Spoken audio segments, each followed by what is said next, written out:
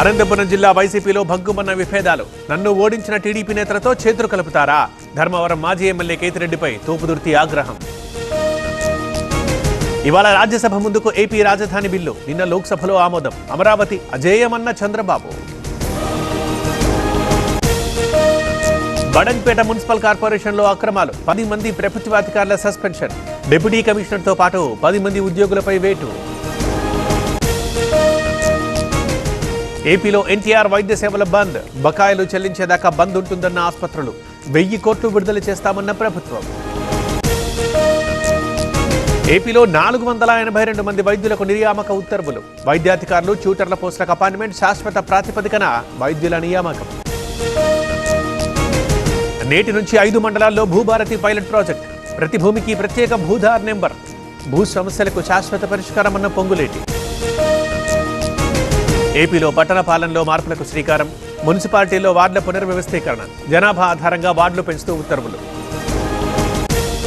అమ్మా నాన్నల ఆనందాన్ని మీ జీవితంలోకి తీసుకురావాలనుకుంటున్నారా? అయితే మీకోసం ఉంది వయాసిస్ ఐవీఎఫ్ అండ్ ఫర్టిలిటీ. 16 సంవత్సరాల అనుభవంతో 1,15,000 కంటే ఎక్కువ సంతోషకరమైన కుటుంబాలు, అంతర్జాతీయ ప్రమాణాల ట్రీట్మెంట్, నిపుణుల వైద్య బృందం. మీ పేరెంట్హుడ్ కలను నిజం చేసుకోండి వయాసిస్ ఐవీఎఫ్ అండ్ ఫర్టిలిటీతో.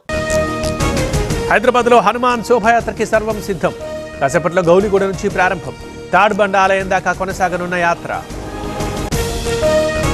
పెద్దపల్లి జిల్లాలో గ్యాస్ కష్టాలు. హోటల్ నిర్వాహకులకు ఇబ్బందులు. కట్టెల పొయ్యి మీదే టిఫిన్ల తయారీ.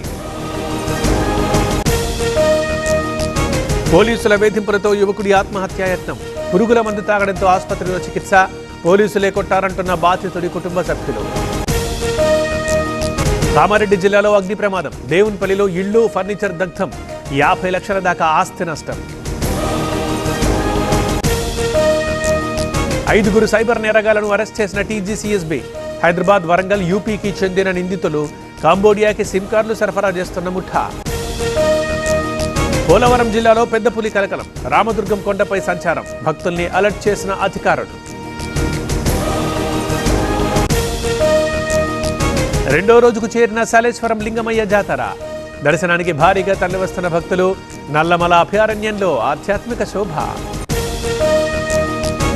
శ్రీవారి దర్శనానికి 12 గంటల టైం. 7 కంపార్ట్మెంట్లలో వేచి ఉన్న భక్తులు.